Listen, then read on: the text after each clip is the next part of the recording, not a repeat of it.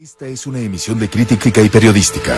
Todas las personas que aquí aparecen fueron grabadas con su autorización y cualquier opinión y o información transmitida refleja el punto de vista de su autor, mas no el de TV Azteca. ¿Su nombre completo cuál es, perdón? José Luis Calva Cepeda. Como probable responsable de los delitos de homicidio calificado y respeto a los cadáveres.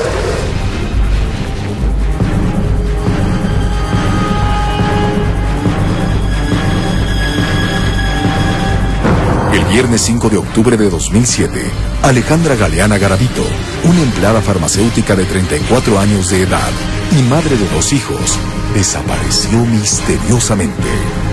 24 horas después, familiares y amigos comenzaron una desesperada búsqueda. Él negaba que la había visto y cuando mamá pudo verlo, ella fue la que se dio cuenta de que él traía rasguños en los brazos. Agentes de la Policía Judicial acudieron al domicilio de su pareja sentimental, el poeta y escritor José Luis Calva Cepeda, para inspeccionar su departamento ante las sospechas de que ahí ocultaba a Alejandra Galeana. Le ofreció abrirnos. Entra, cierra la puerta por dentro, sale corriendo y se oye un cristalazo, ¿no? El descubrimiento que minutos después harían los agentes fue aterrador. En la parte del congelador estaba la mano y una parte del antebrazo derecho. Todavía tenía restos de carne. Sobre la estufa estaba la sartén en la que había cocinado carne. Hoy, familiares, amigos y la madre de una de las hijas de José Luis Calva Cepeda relatarán la historia del caso más impactante en la nota roja mexicana: el caníbal de la Guerrero. Ella sabía que nada más la había matado, más no que la había mutilado. Le clavó así los dientes en la cabeza al muchacho. Muerde, voltea a verme nada más y trae un pedazo de cuero cabelludo. El departamento de Calva Cepeda se convierte en un sitio lleno de velas negras, carteles de caníbales, libros sobre brujería, novelas de terror. En 2007, un departamento en la colonia Guerrero se convirtió en el escenario de uno de los más crueles y espeluznantes crímenes de México. Un escritor, poeta, dramaturgo y actor llamado José Luis Calva Cepeda, y quien se jactaba de conquistar a las mujeres a través de sus encantos físicos y un lenguaje poético, saltó a la fama al pretender comer la carne de sus propias víctimas. Pero detrás del mito está una historia de orfandad, abandono, maltrato, violencia familiar y adicción que produjo el caso más reciente de canibalismo en México. Yo soy Atala Sarmiento y esta es la primera parte de la historia detrás del mito de El Caníbal de la Guerrero.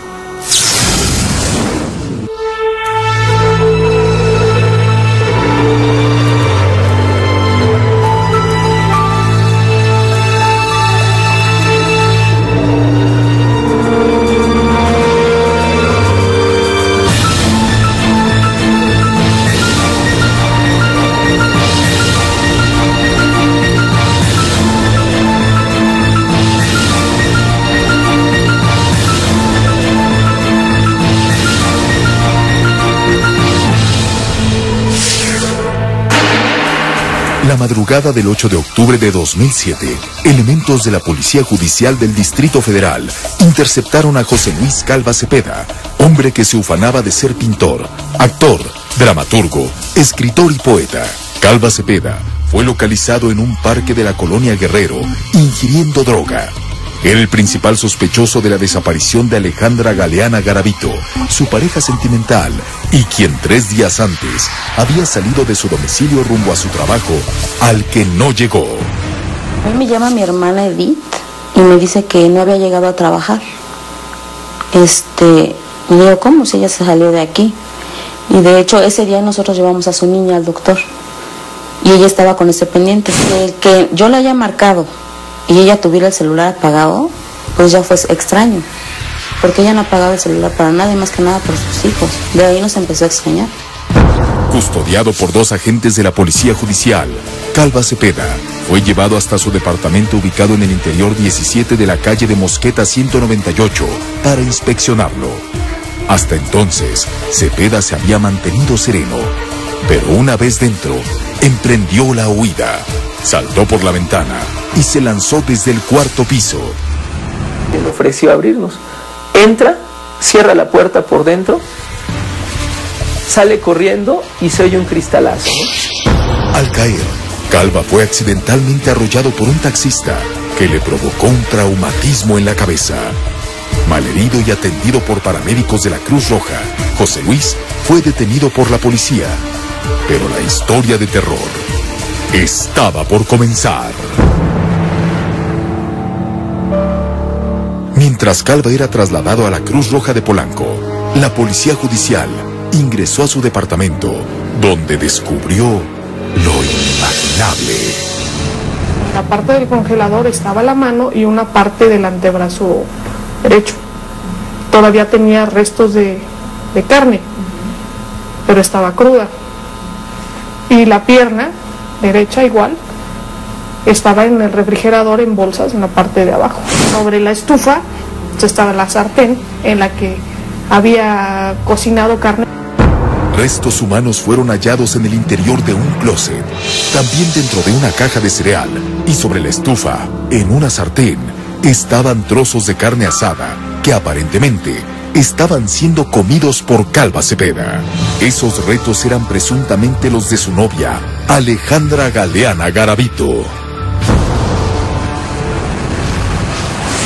Tras su nacimiento ocurrido el 20 de junio de 1969, José Luis Calva Cepeda se convirtió en el hijo consentido de la familia. Disfrutó del amor, principalmente de su padre, Esteban Calva Pérez, un próspero comerciante de maquinaria pesada para la construcción. Era el consentido, todo el mundo lo traíamos para arriba y para abajo, obvio por ser el más pequeño. A punto de cumplir 2 años de edad, José Luis Calva perdió al ser que más lo amaba, su padre. Él es el que abre la puerta del baño y encuentra a su padre muerto. Para él fue, bueno, más que impresionante. Un infarto, cuando yo tenía 3 años, José Luis tenía 1 año, año y medio. Mi mamá enviudó y es cuando estuvimos ya prácticamente nada más con ella. A partir de la muerte del padre, la familia de los Calva sufrió un trastorno contraproducente. Su madre, Elia Cepeda Camarena, empezó a tener una vida desenfrenada. Sostuvo relaciones amorosas con varias parejas, dilapidó el dinero heredado por su esposo y abandonó y descuidó a sus hijos. La madre empieza a tener muchas parejas sentimentales, empieza a usar el dinero que el papá les había dejado, ¿no?, a través de su trabajo. Esta conducta provocó el desequilibrio emocional de José Luis, cuya personalidad se transformó a la de un niño rebelde y distraído. Eso pues ya cambiar la relación con mi mamá, al tener ella ya parejas, al estar llevando amigos, digamos, ya empezamos a ver el cambio de mi hermano, a ser más distraído, más alejado de la familia. Los primeros problemas de conducta aparecieron a sus 8 años de edad. Maquinaba hábiles formas para evadir sus responsabilidades y tenía constantes conflictos con sus profesores. Era estarle hablando a mi mamá constantemente, la mandaban llamar y pues hasta en ocasiones no iba, ¿no?, mi mamá a la escuela y ya agarraba una persona fuera en la calle, mi hermano, y la pasaba como tía o X para que no fuera incluso mi mamá, ¿no?, que no lo fueran a regañar. Paralelamente fue en su infancia que José Luis Calva comenzó a mostrar habilidades para la escritura y la poesía, expresando en sus escritos la necesidad de amor y el rechazo que sentía de su propia madre. Se ponía a hacer sus poemas desde chico, quería escribir y yo decía, te hice este poema, te hice esta carta, mamá. Pero los encuentros con su progenitora, la mayor de las veces, terminaban en castigos, regaños, golpes e incluso torturas. En una ocasión una cigarrera la descompuso por estar jugando con ella y desde el tercer piso las escaleras lo empezó del cabello a golpear, ¿no? Esto no se agarra, y así lo empezó a bajar. Les pegaba en los pies y en las manos con el cable de la plancha. Lo golpeaba mucho, de hecho de cualquier cosa eran golpes. A Luis en alguna ocasión le quemó las manos en la parrilla de la cocina porque a una de sus hermanas se le perdió una cámara fotográfica. Resulta que se la había escondido el hermano mayor, pero pues le echaron la culpa a Luis. Entonces la mamá lo que se le ocurrió hacer fue amenazarlo para que dijera la verdad, poniéndole las manos en la estufa y abriendo la llave, ¿no? Para que estuvieran prendidas las parrillas. Este tipo de agresiones y torturas físicas de su madre marcaron los primeros relatos poéticos de José Luis. Todas tienen que ver con el reflejo de mi mamá.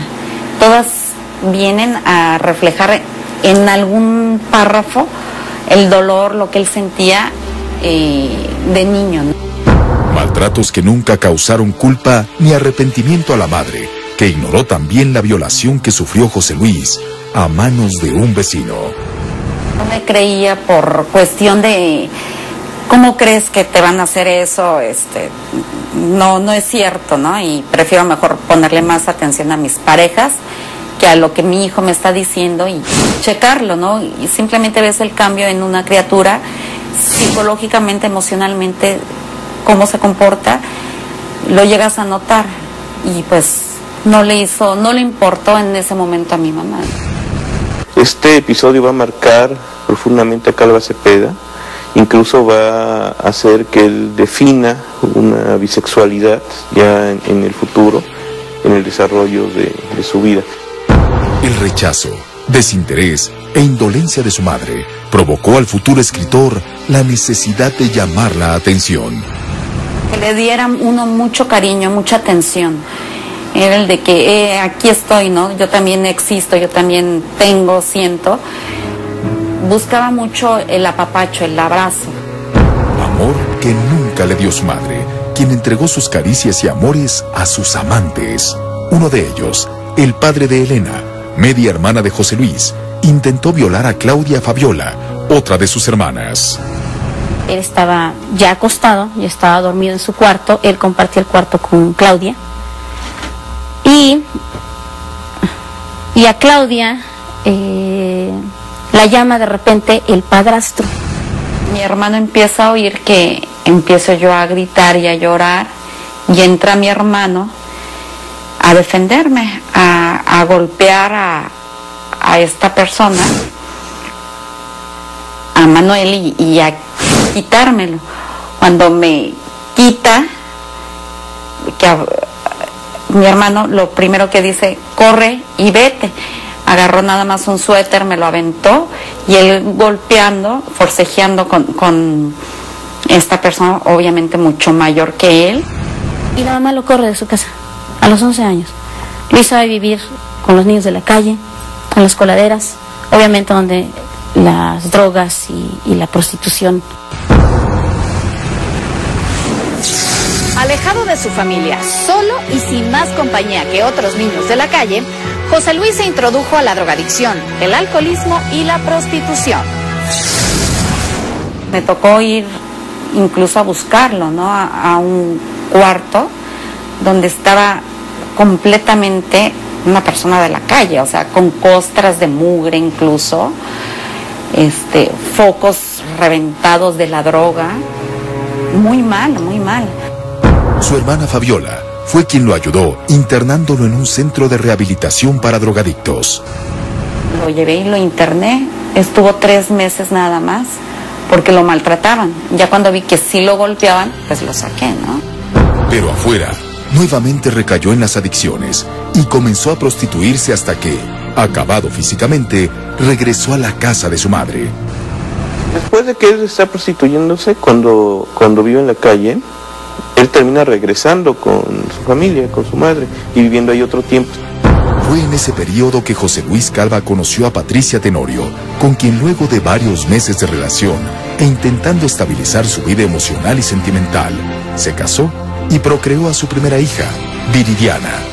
Pero la relación pronto se fracturó debido a los problemas económicos de Calva, suscitándose fuertes y constantes discusiones en la pareja. Tenían bastantes problemas, que él se comportaba agresivamente con Patricia y Patricia a la vez, ¿no? Y que ahí ya hubo diferencias de económicas, ¿no? Si no me das todo lo que quiero, y ahí fue cuando supe que se divorciaban.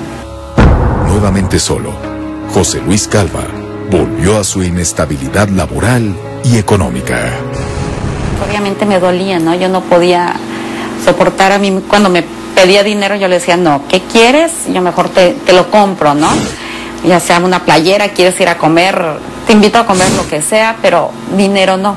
¿Para qué? Para no, que no lo invirtiera en drogas. A mediados de los 90, y con el apoyo de su hermana Claudia Fabiola, José Luis obtuvo un crédito para asociarse como chofer en una flotilla de taxis. Pero como taxista, José Luis conoció a quien sería su segunda pareja sentimental, una imitadora que observó aterradores momentos en la vida de Calva Cepeda. Ya en la noche me dice, te voy a pedir un favor.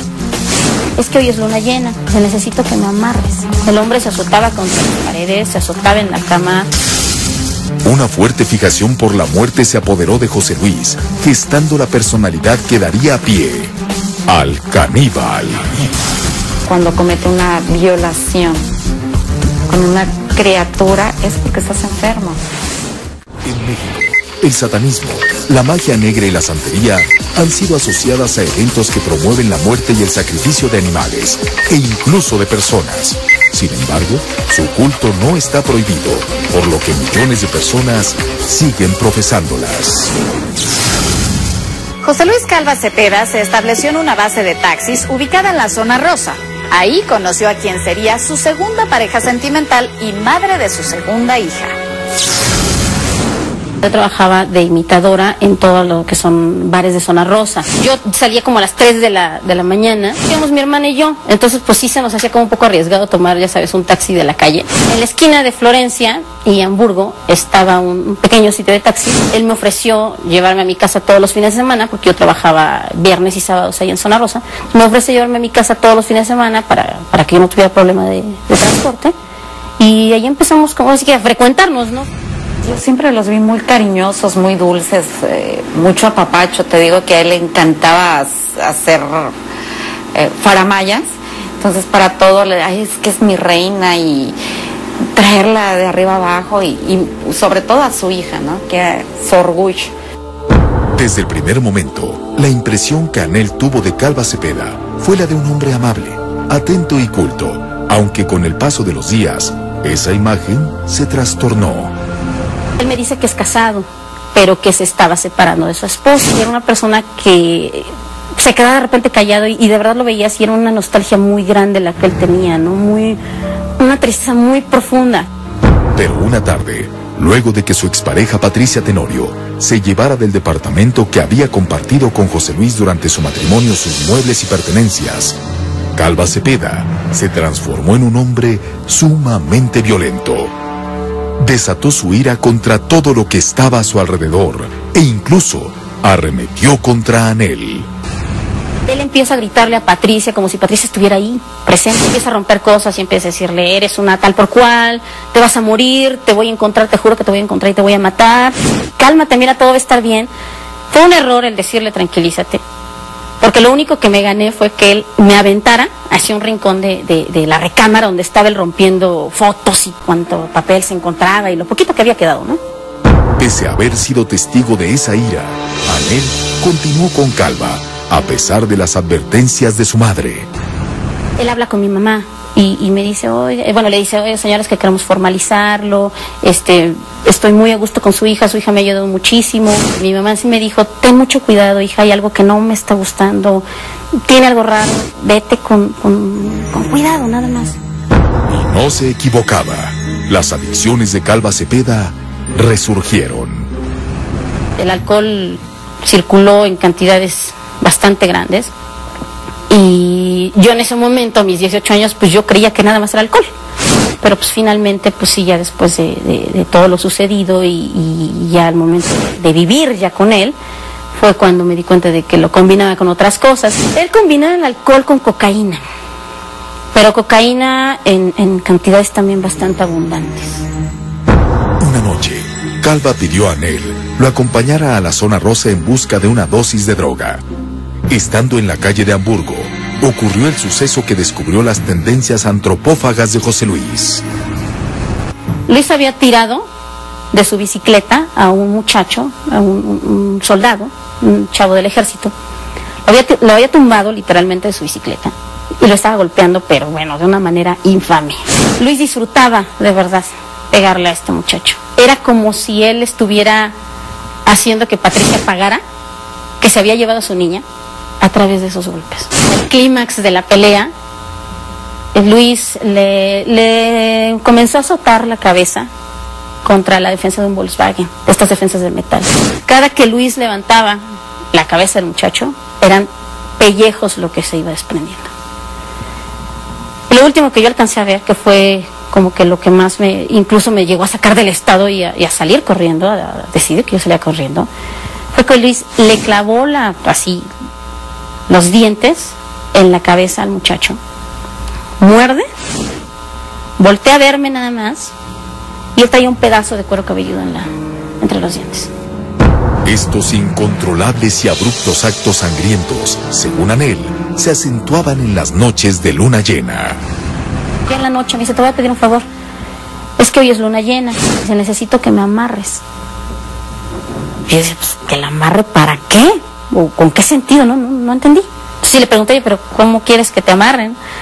Necesito que me amarres porque yo en luna llena me transformo de una manera muy, muy fea. Cerca de las 12, Luis está acostada en la cama, Luis empieza a hablar completamente extraño, no se entendía qué era. Empieza a azotarse en la cama, empieza a convulsionarse en la cama. En el momento en el que él empieza así, él toma una como venda, se amarra las manos. Él solo se amarra las manos, usando la boca, y se avienta en la cama con todo este rollo como de posesión. El hombre se azotaba contra las paredes, se azotaba en la cama, espuma por la boca y demás. Esta aparente posesión diabólica tenía el siguiente origen. Me dijo que él, cuando era chico, que él conoció a una señora que era como conocida de su mamá, que era una señora que se dedicaba a la santería. Esta señora alguna vez lo llamó y le dijo que él tenía una misión muy especial y que a raíz de eso él tenía sueños muy raros, que soñaba demonios, que soñaba no sé, muertes, o sea, ya sabes, todo el lado oscuro de la magia, ¿no? De la magia negra. El departamento de Calva Cepeda se convierte en un sitio lleno de velas negras, carteles de caníbales, libros sobre brujería, novelas de terror y, aquí viene un detalle muy importante, una cuna. Esa cuna le pertenecía a una de sus hijas junto con ropa de bebé, pero él se la había llevado. Pese a lo anterior, Anel se embarazó de José Luis Calva. En mi caso, el lado sexual pasaba a un segundo, tercer término, porque me daba miedo. Él al principio pues me dice, no, mira, es que no te voy a lastimar. Una relación sexual con él, ya avanzada la relación entre nosotros, era terrible. Era terrible porque era estar llorando en el momento. Llorando por saberte humillada, llorando por saberte ultrajada, por sentirte mal. Durante el embarazo, Anel soportó la conducta bisexual de Calva Cepeda, permaneció gran parte sola y dio a luz una niña que, siendo una bebé, una noche y mientras dormía en su cuna, estuvo a punto de ser quemada. Llegó completamente alcoholizado, llegó con drogas, empezó a mencionar a Patricia, decía que la odiaba, que se había llevado a su hija. empezó a gritarme a mí, a decirme que yo iba a hacer exactamente lo mismo, pero que antes de que yo pudiera, él nos iba a matar a las dos. Él saca una botella de alcohol y la empieza a rociar en la cama, en las cobijas. Y trae unos cerillos, saca unos cerillos y prende un cerillo y me dice, ahorita mismo voy a quemar a tu hija. Empecé a forcejear con él, retiré el alcohol, pateé los cerillos. No quería que nada de eso estuviera a su alcance. Él acabó en el piso, se pegó en la cabeza y quedó inconsciente unos minutos. A mí no me importó, lo único que yo quería era que a Frida no le pasara nada. Cansada del infierno de una relación llena de actos extraños, adicciones y violencia, Anel trató de alejarse de Calva, pero entonces recibió amenazas de muerte. Va a matar a mi mamá, va a matar a mi hermana. Él me hablaba de descuartizar a mi mamá. Él me describía cómo iba a matar a mi mamá. Me decía que me la iba a envolver en una caja y me la iba a dejar en la puerta del departamento. Para entonces, Cepeda se había adentrado al aprendizaje de la santería, por lo que comenzó a sentirse un ser divino y superior. Según él hacía limpias, te quitaba el mal, tenía, según él, ese don de poderte ayudar, de quitarte los males y jalarte el mal ojo, digamos, o lo que te estén haciendo, ¿no? Te empiezas a dar cuenta de que hay una serie de justificantes o una serie de menciones hacia sí mismo como una persona maravillosa. Aquí evidentemente ya se está desprendiendo de la realidad y necesita a alguien que le ayude a seguir creyendo esta parte de que él es una persona superior. Dice, sánate en mí y libérate de ti, porque tú eres fe y yo soy creación. A esto para algunos podría sonar a una cuestión de grandeza, porque está por encima de los demás. Yo soy la creación, casi es sentirse una especie de Dios, ¿no?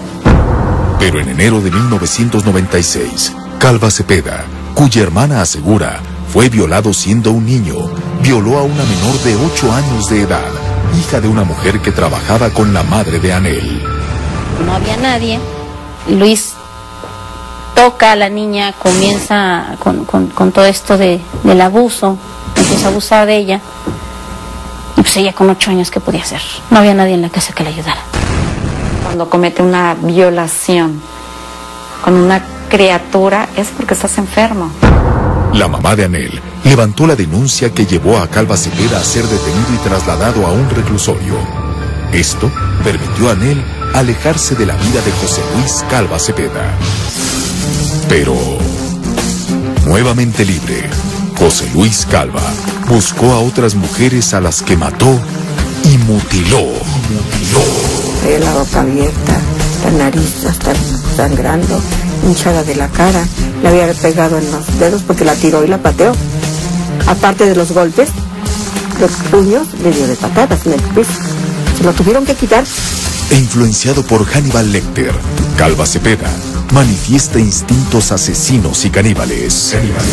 Comienza a elaborar historias de terror, comienza a frecuentar el cine, películas de terror, películas sobre caníbales.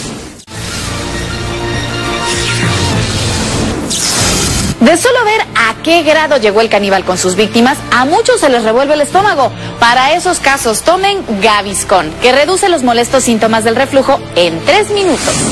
Aunque José Luis Calva se decía partidario de escritores como Jaime Sabines, Paulo Coelho y Pablo Neruda, en sus escritos nunca se reflejó esa influencia. Tampoco la venta que aseguró haber logrado de más de 10,000 ejemplares de sus poemas, los que en realidad comercializaba en plazas públicas y de mano en mano. Está todo el tiempo escribiendo y vertiendo su pensamiento en palabras. Escribe muchísimo, escribe teatro, escribe historias de terror, escribe poemas y él mismo los edita y los vende. Empieza a venderlos en Coyoacán, en la Condesa, en la Colonia Roma, en el Tianguis del Chopo. Son cuadernillos que él fotocopia y los vende, y también hojitas sueltas.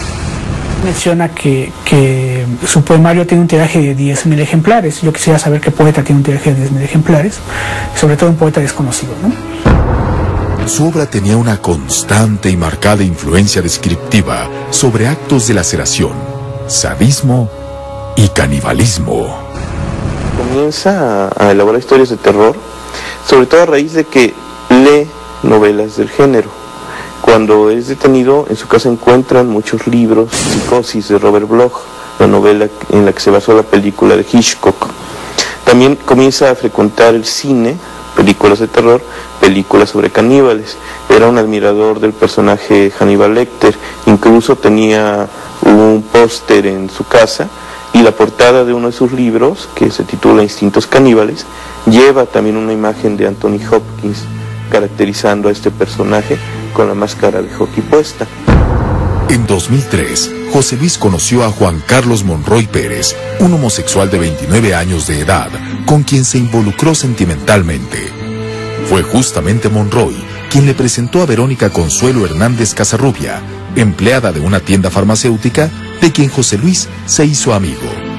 Al igual que las anteriores parejas de Calva Cepeda, Verónica también quedó prendada por sus galanterías, relación que disgustó desde un principio a su madre, Judith Casarrubia. No obstante, la pareja comenzó a vivir junta pese a los maltratos físicos y psicológicos que el poeta y escritor ejercía sobre Verónica y sus hijas. El 20 de marzo de 2004, José Luis quitó a Verónica 150,000 pesos, que eran el pago de su indemnización en la farmacia, y luego le exigió lo acompañara junto con sus hijas a dejar a su hermano Jorge en su domicilio en Naucalpan. Ese día, Cepeda estaba drogado y alcoholizado y agredió ferozmente a Verónica. Él se pone celoso de su sobrino y golpea a mi hija que porque estaba de loca con él. La golpeó muy feo en la cara, estaba toda muy golpeada. Traía la boca abierta, la nariz hasta sangrando, hinchada de la cara. Le había pegado en los dedos porque la tiró y la pateó. Aparte de los golpes de puños, le dio de patadas en el piso. Se lo tuvieron que quitar porque era un energúmeno.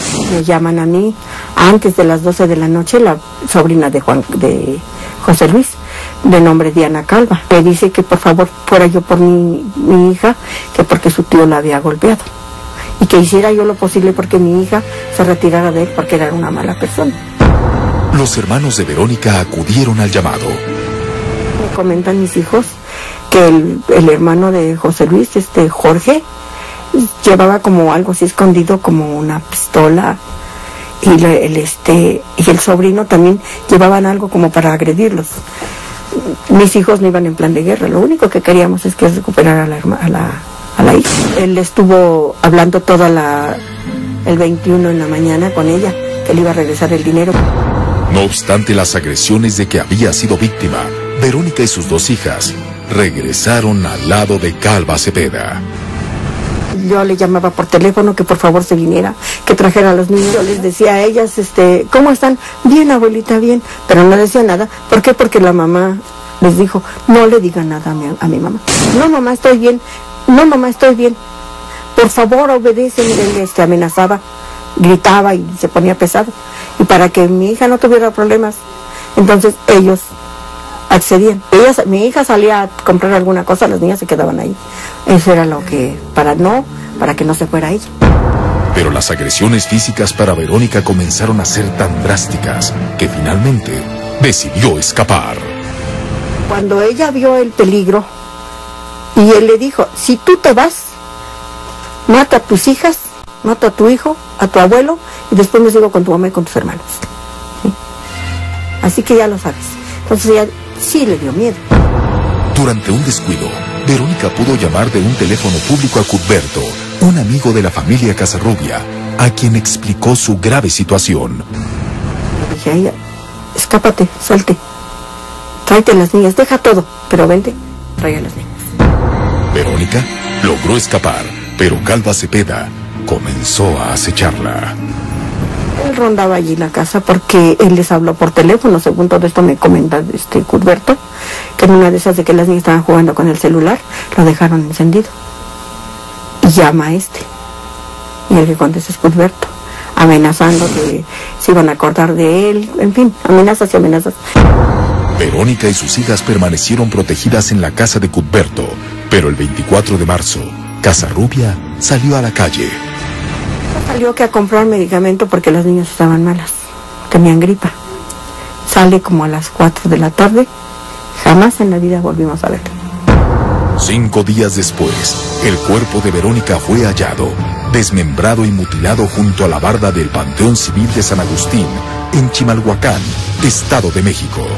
Un perro fue quien realizó el primer hallazgo que llevó a la policía a descubrir los restos. Los mete en bolsas de plástico color negro y las va a tirar a Chimalhuacán. Estaba en las cajas. Eran 2 cajas de huevo. El cuerpo de Verónica fue enviado al Servicio Médico Forense del Estado de México, sin identidad y sepultado en la fosa común. Tras una persistente búsqueda, su madre sabría de su paradero 1 año después, cuando la Procuraduría le mostró estas fotografías de los restos.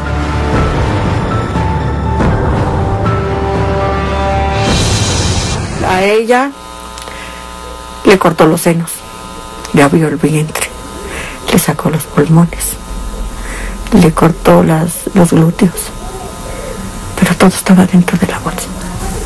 No falta nada. Pero José Luis conocería a otra mujer cuyo homicidio y mutilación lo llevaría a la categoría de caníbal. Le enseñó un poema y le regaló una flor. Y así fue como él la empezó a ganar, la empezó a enamorar. La conquistó, sí. La conquistó, sí. Alejandra Galeana Garavito sería la víctima de uno de los crímenes más espeluznantes de México. Ella sabía quién, nada más la había matado, más no que la había mutilado. En México han sido célebres los asesinos seriales Goyo Cárdenas, las hermanas González Valenzuela, las Poquianchis y José Hernández Ramírez. Pero solo uno, Bumaro de Dios, había sido capaz de matar y comerse a sus víctimas. A principios de 2003, José Luis Calva Cepeda, poeta, escritor y dramaturgo, comenzó a escribir textos narrativos, ensayos y guiones para videohomes. De hecho, el comediante Carlos Eduardo Rico adquirió una de sus obras. Yo nos decía que estaba ensayando el tenorio cómico con Carlos Eduardo Rico. Y de hecho mi hermana una vez lo acompañó a un ensayo. Pero fue su tendencia a escribir poesía lo que le caracterizó. La mayoría de sus frases hacían alusión a la muerte, al suicidio y al asesinato. El 31 de octubre de 2006, José Luis Calva participó en 2 de sus monólogos, Requiem por un alma en pena y La Parca viaja en el metro, en el Festival de Día de Muertos en el municipio de Ecatepec, Morelos. En sus monólogos volvieron a predominar vivencias sobre el desamor y el sufrimiento. Saqué la pistola que traía bajo el cinturón. Apuntó el arma. El tiro fue exacto entre los 2 ojos. Calva Cepeda se hizo asiduo lector de libros de santería y satanismo, así como a películas de temática sangrienta. En 2007, José Luis comenzó a frecuentar una farmacia de medicamentos similares cercana a su domicilio. En ese lugar, conoció a Alejandra Galeana Garavito, mujer de 32 años y madre de 2 hijos, que había fracasado en su matrimonio con Ignacio Macías. Es una persona demasiado posesiva, mayor que ella. Alejandra era una persona demasiado alegre, era extrovertida. Y como que esto no le gustaba al señor. De hecho, este señor le lleva 8 años a mi hermana. Mi hermana no era libre de usar una falda corta, de maquillarse, porque el señor decía que andaba con todo el mundo. O sea, era un infierno. Eso de que tengan a uno encerrado y no dejarnos ser como en realidad somos, para ella era horrible. Pero más que nada lo toleraba por sus hijos. Esos maltratos se centraban psicológicamente en su aspecto físico. Mi hermana se enfermó, mi hermana ya padecía de la tiroides, empezó a tener problemas oculares.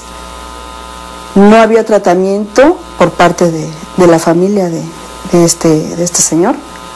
Y Alejandra pues ya no soportó maltratos psicológicos. Y llegó un momento en que Alejandra no toleró y se separó. La separación de Alejandra le costó perder a sus hijos. Este hombre junto con su familia se los quitaron, los escondieron un tiempo en Michoacán, le hicieron la vida imposible. Tanto con los niños y después legalmente, llegar al grado de que alguien le diera la custodia a un padre cuando a la edad que tenían los niños la merecía la madre. En 2006, Alejandra Galeana Garavito fue invitada por el periodista Sergio Sarmiento al programa de televisión La Entrevista, en la que defendió su derecho a tener y ver a sus hijos. Buscaba que se reconocieran sus derechos, derechos para ver a sus hijos, derechos para tener una convivencia con sus hijos, debido a que tenía un marido que se había llevado a los niños y ella había tenido que luchar en los tribunales para recuperar a sus hijos. Me dejaron entrar, me dejó entrar el papá de mis hijos a su casa y estuve con ellos todo el día. Teresita, a ti te gusta ver tanto a tu papá como a tu mamá, ¿verdad? ¿Tú los quieres a los dos? Vulnerable emocionalmente, Alejandra quedó prendada de José Luis por su simpatía, atenciones y aparente caballerosidad. Me platicó una vez José que él llegó a la farmacia y le escribió un poema o le enseñó un poema y le regaló una flor. Y así fue como él la empezó a ganar, la empezó a enamorar. ¿La conquistó así? La conquistó, sí. Estaba deslumbrada, porque le había hecho creer que era un gran escritor. En 15 días, Alejandra Galeana y José Luis Calva se hicieron novios.